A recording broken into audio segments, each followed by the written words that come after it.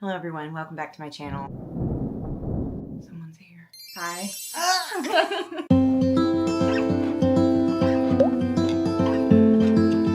What are we doing again?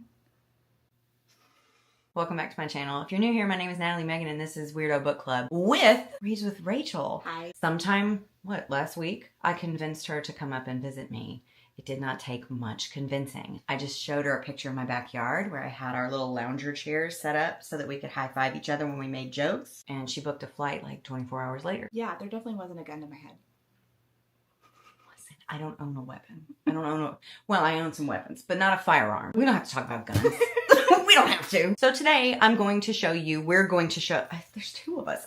We are going to show you what we got when we went book shopping in Memphis. So the first stop we went to is Novel, and it was a really fun little time because nobody visits me, but that's also because I don't invite anyone over here. What are you going to do? But I took her to Novel. It's one of my favorite spots. It used to carry my art too when I was still making art. I had my stickers and pins in the shop. I loved it. They have a restaurant inside that place. We didn't go, but I did watch a bunch of old white people eat, and it looked lovely. Here's where the white people eat. Yes. Yeah. In all fairness, we were very excited about filming bookstore content together, which I never get to do with anybody. So we were a little ambitious. What? Overwhelmed. No. You're doing great. Thank you so much. Thank y'all. Thank y'all. We were just excited and excitable in general. It's how we live. So we didn't really focus very much on much of anything. Certainly not eating. We did get a cookie after. We ate barbecue before. Right. We ate before. I took her to Central Barbecue. It was delicious. I like the mac and cheese there. And she had, what did you get? Some sort of chicken. A bird of some sort. It was delicious. My only complaint was the men. What do you mean? I don't know why you're complaining about the men. There was one sitting staring at me the whole time I ate. He was in my vicinity. That is my complaint. Remember when the entire table of people got up and made the most noise possible? Remember when we were leaving and a man talked to us? So Novel was a lovely bookstore, very large, and they apparently, I didn't know that indie bookstores got their own editions of books, but there was an edition of Ali Hazelwood's new book that is specifically for indie bookstores, so that was... It was shiny. It was so shiny. I'm not a big Hazelwood fan. What did we call her earlier? You called her... You endorsed! The embodiment of white mediocrity. I did. I stand by it. I second. I did like The Love Hypothesis, but I said I liked it. I didn't say anything else. That's all I said. I did not say it was good. I read Check and Mate, which was fine, and Bride, which was fine-ish. I haven't read Bride. You keep telling me to. I'm actually not telling, I'm begging. Oh, well, I haven't read it. I will. I have it. I just haven't read it. And then I read Love Theoretically. That's the book that she mentioned the word P-rection. Right, P-rection. This really brainiac woman in STEM woke up being spooned by a man that she has a crush on, and he was firm at her back. And she was like, he can't be hard. It's gotta be because he has to pee, right? It's like when you wake up and you have to pee. It's a P-rection. Shh. P-rection? It's not a word, not a term, not a concept. It's not real. Oh, Hazelwood. Uh-oh. I don't know what to say. I'm mad now. So it had a special edition Ali Hazelwood book. Yeah. It was cute. It was very cute. Did we buy it? No. What did we buy? Well, I would love to tell you. You want me to go first? Yeah. Okay. So, oh my God, I don't even know where to start. Neither do I. I already have a copy of this, but it's one of my favorite books, maybe ever. I have it in hardcover, and I really like it because it's beautiful. This is Slewfoot by Brom. It's very witchy. It's set in 1666 Connecticut. There's something in the woods, and it's waking up. And I have it in hardcover. I have a hardcover copy of it. But You have a P-rection copy. I have a P-rection copy, but I wanted a flaccid copy, you know. So I like my books flop. Look at the flop. Sexy. I have a P-rection. So, the dust jacket on the hard copy. Why am I saying hard copy? The dust jacket on the hardcover copy kind of slips and slides. Probably because of all that P-rection. But I saw this and I was like, I'll just sell my other copy on Pango Books. But I love this book and it comes with... Let me show you the creepy art. Very creepy art. Delicious. Is that Petunia? Petunia, what are you doing here? Ariana, what are you doing here? Girlfriend. Do you know this man? I got Slewfoot. That's my first one. Do you want to go back and forth? Sure. Okay. Yeah, I'm really excited about this one, so I'm going to talk about this first. So this is a beautiful hard copy. Hard copy. Tonight at 6. This is... Hold on, I'm sorry. I'm interrupting. Where'd my phone go? I think Hard Copy was a television show. I'm going to look it up. We just have so many. It is. Ew, it's so old. It's called a program. Remember A when television program. A television program. It's infotainment. Oh my God, so are we. No! Celebrity news and scandal. Hard copy. Hard copy. Tonight at at 6. 5 Central. Back to it. Okay, so I got a copy of Rainbow History Class, Your Guide Through Queer and Trans History by Hannah McElhinney. So this is a hard copy, but there's no dust jacket, which is honestly my preference. And so this is just about history lessons, LGBTQ plus history lessons from ancient civilization all the way up to the internet age, full of secret queer codes, gender-bending icons. This font is terrible for dyslexia, pop culture knowledge, and incredible activists. So I've been trying to collect more. Oh, it's pink on the inside. Barbie! Sublime! So I'm really excited about this.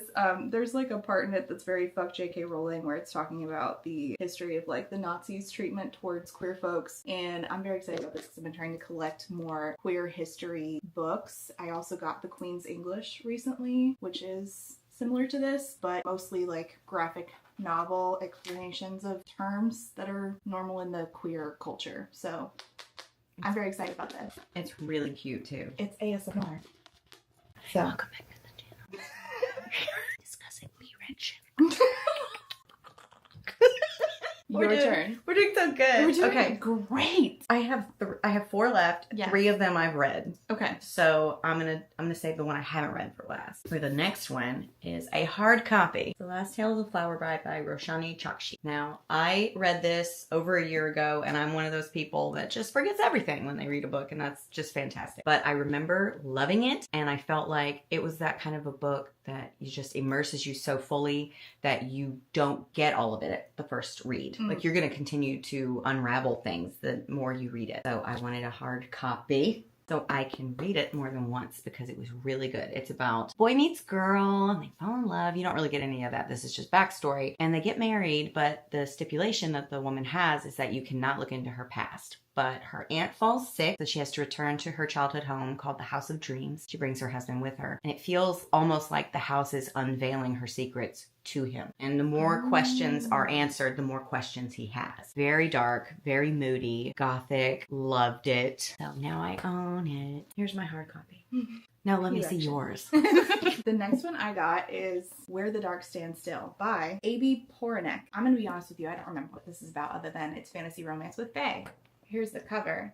I think you all know why I bought it. I have heard that this is a dark fantasy romance that is sort of whimsical, similar to the way that Alison Saft writes, and that's really all I needed to know. There's very few fantasy romances that I feel like I'm going to give 5 stars to. This is one of them, as well as another, it's not a fantasy romance, but God Killer is another book that I feel like has a similar vibe to it that I'm going to give 5 stars to. So this is the one that I got. Yay! We were the God Killer the other day, taking all those old pamphlets out of the free library. Sure were. And I'd do it again. Okay, next, I got The Honey Witch by Sydney J. Shields. Now, I just read this recently. I got it on audiobook courtesy of Libro FM's ALC program. Tore through it. Just had it on, 3 times the speed. I don't ever get to turn my brain off. If you've been here for a while, you know my brain is fully activated. It's a P-rection of a brain. And I can't let anything go. It's not fun for me. It's fun for you. And that's what really matters. This was just fun for me. About a witch. She doesn't know she's a witch at the beginning. She's just a little weirdo. She's not really getting married. She's not really interested in it. She's just kind of farting around the world. And then her grandmother shows up to tell her that she's actually a witch. And she whisks her off to this island with this cute little cottage where she learns how to be a honey witch. Her name is Marigold? Yeah. She meets Lottie, who is a little bit grumpy. It's a little grumpy sunshine-ish, but that's not a problem for me. I like it because I'm grumpy. Did you mention it's sapphic? Oh, no, I didn't. Sorry, I just assumed y'all knew. It's gay as shit. Lottie shows up on the island. I don't remember why, but she's not believing in magic. And so Marigold gets kind of determined to prove herself and her magic to Lottie. It gets a little, you know, and it was delightful. I screamed a little bit. And it wasn't super explicit, but it was something. And it was a little predictable. Pacing was a little weird, but again, I just enjoyed it. I only enjoyed it. It was so much fun. The other day how there are certain books that will do things that we find to be an offense in a different book that we are willing to have a double standard for. I'm willing to let it go. Yeah. Sometimes. Yeah. Sometimes I give them nothing. But other times I'm like, you know what? I'm just going to act like I didn't see this. Mm-hmm. I don't know what you're talking about. Is it Well, my you turn? wouldn't because you hate everything you I read. hate everything I read. She's never read a book she likes. I don't know if you knew that. In my life. Has that ever happened? Anyway, I like this book. Look at this book I like. A Lesson in Vengeance by Victoria Lee. I got it for Natalie. I did give it 3.5 because I did not like the ending. However, I had a really good time along the way. This is a sapphic dark academia. So this is about a girl, what's her name again? Felicity Morrow, who is at a school and she was asked to leave at the end of the prior year for like a sabbatical, I believe, because she was living at campus and then her girlfriend died. And then she was allowed back to school and everybody's like, what the hell happened to your girlfriend? She's like, I don't know what happened to my girlfriend. And then a new girl comes to school who is this child prodigy. Her name is Ellis Haley and it's her first year at Dalloway, the school. And Ellis is a lot. She's a prodigy novelist at 17 and Felicity feels like a very strong pull to her. This starts to get sort of witchy in a way because Ellis is roping the other girls around them into doing witchy stuff in order to try to like, she's sort of like method acting for her new book. And again, Felicity feels very drawn to Ellis and shit gets dark. I love dark. Anyways, you can't tell because I'm flowers. Which one of us do you think is flowery and which one of us is spooky? See, I said I'm flowers. And I said, no, I'm flowers. Thank you. The contrast right here. I see it now. But in my defense, I find myself to be more spooky flowers. Like the cover of this book is very me. Yeah, I got a spooky flowers for you. Oh, tell us. Anyway, I bought this for Natalie because I've already read it and I love it and I think that she will like it too. Although the ending was not great. Oh wait, it also has it has flowers inside of it. Just like you. Bitch, the flowers are inside me all along. I just think that that's really pretty. That is pretty. And then it has like a good map, which I really... A map? Hey, I never get maps. I don't like fantasy. And this is dedicated to for coffee-stained girls in libraries. I just really thought the map was great.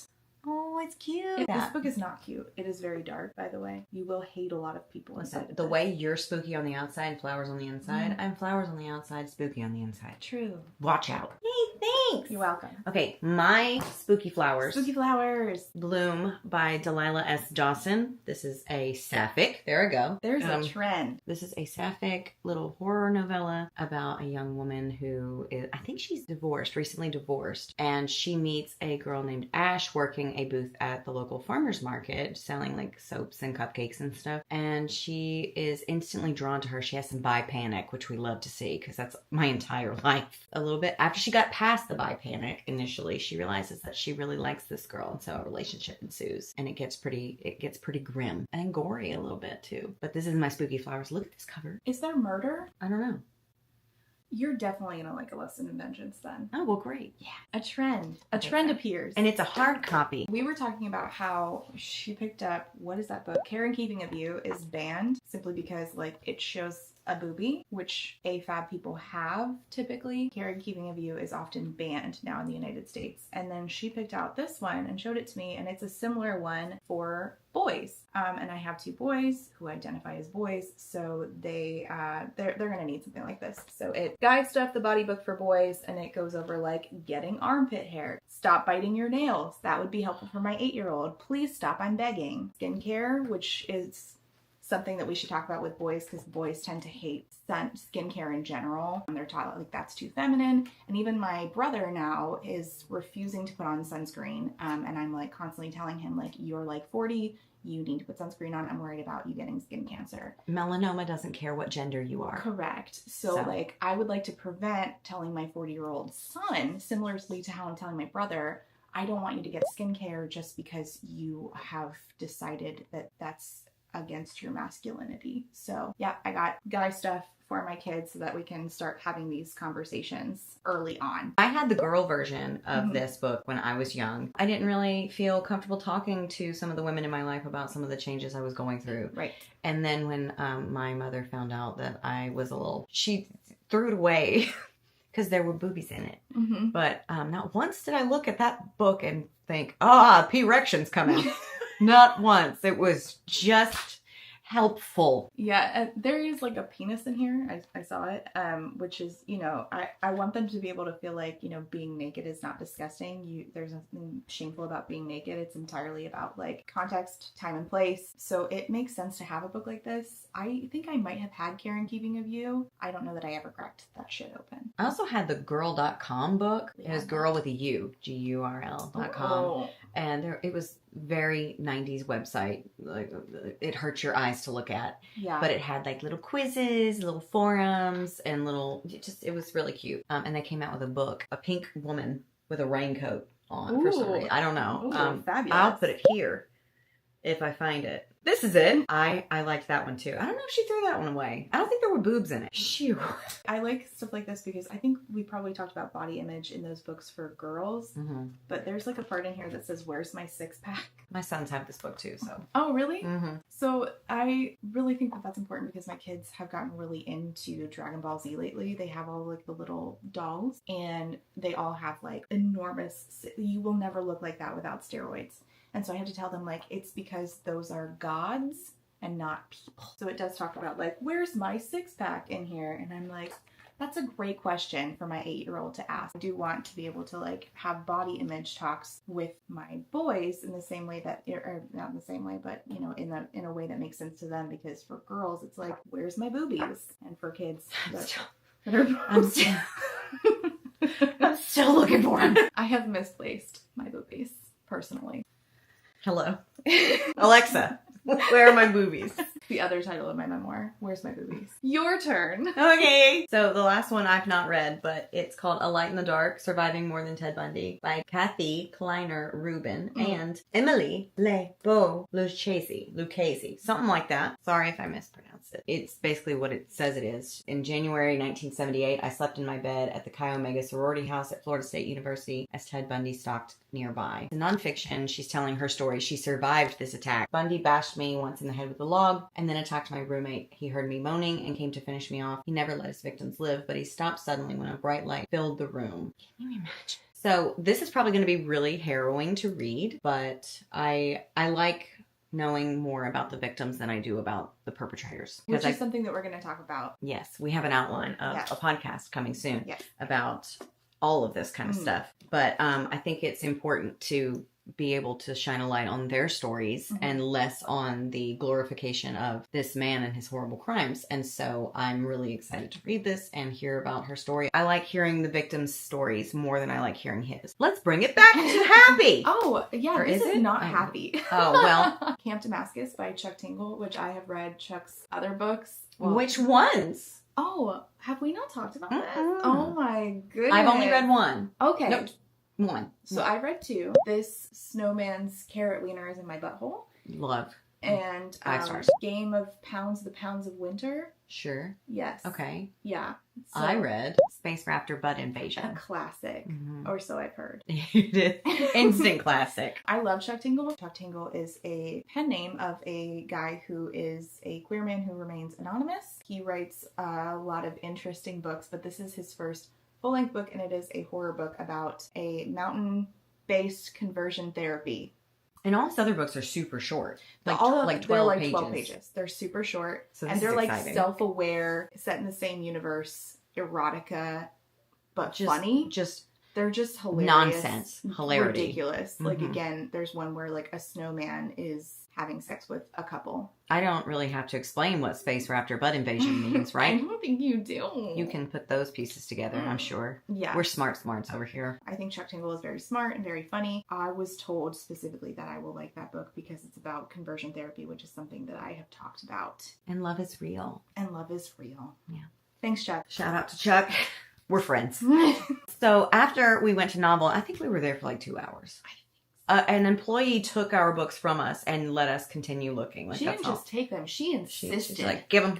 Yeah. And I was like, Yes, Grandma. here you go. Thank you, Mimi. But after we got done there, we went to the secondhand bookstore in the main public library that's near my home. Mhm. And got some good stuff there, We too. did. Well, it was mostly good, wasn't it? Oh, what did we... Oh, well, I'll start. You should start. We'll save our horrible ones for last. Yeah. Okay. We did get others, but we took them to Little Free Libraries. Yes. So first, I got an R.L. Stine Fear Street book called Ski Weekend. I used to collect these when I was a kid. My mom used to take us thrifting, and if I found one, I bought it, and I had a really good collection going. But back when she found out I was... this is another thing that just got thrown away. What? There were no boobs in here. But yeah, and they threw them away. But I am now recollecting them, and so anytime I see them now, I snatch them up, and it seems like it's going to be Dire Circumstances in an isolated snowy setting, and y'all know I love that shit. So I got this one. That was exciting. Listen, I was trying to find kids' books that were in good quality that might interest some readers age 8 to 12. Did I find that age range? Yes. Did I just eyeball the book real quick and pick it up based on the condition it was in? Also, yes. And then I looked at it when we got back to Natalie's house, and unfortunately, I saw this.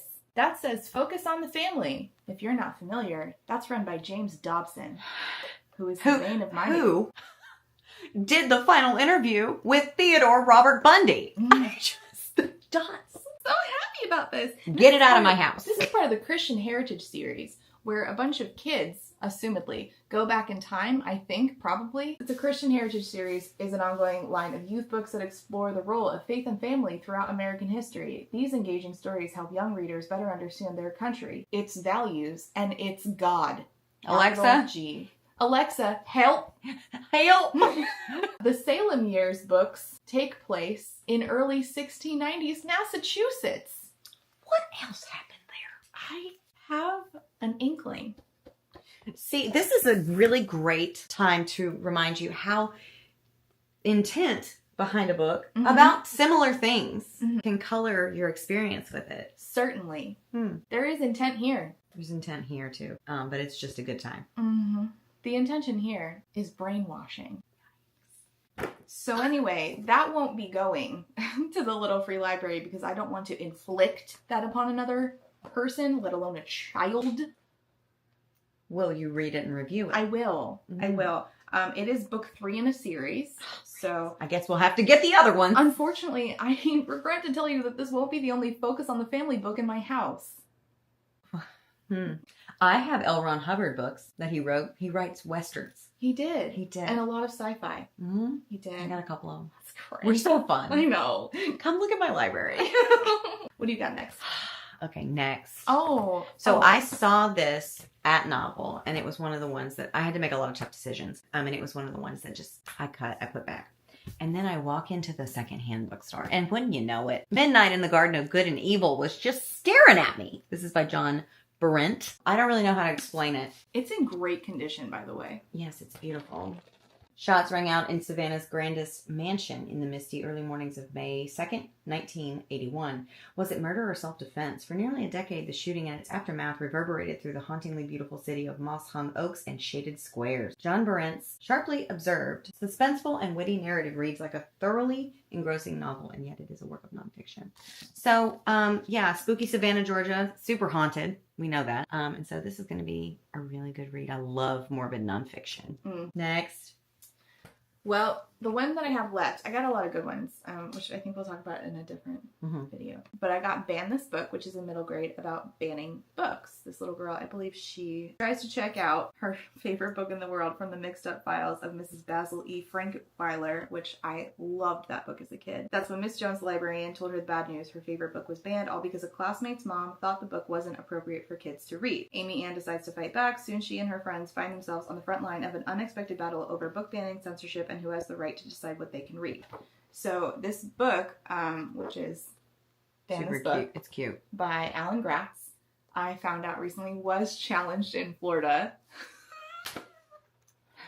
It's a book about a little girl who finds out that one of her favorite books is banned, and then because of one of her classmates' parents, this is true to life. This is what we're dealing with in Florida, and Florida's like, yeah, you can't talk about what we're doing here. Ban it. I don't like it. And it says on the back, Amy Ann's banned books locker library, and it has a list. Are You There, God? It's Me, Margaret by Judy Blume. Scary Stories to Tell in Dark. Matilda, Harriet the Spy. Wait Till Helen Comes. It's Perfectly Normal. Mixed Up Files. Junie B. Jones. Captain Underpants. The Egypt Game, and the Goosebumps books by R.L. Stein. No. You'll pry them from my cold, dead hands. Mm-hmm. Matilda? Matilda. For what? It was because Matilda didn't listen to her parents. Oh, shucks.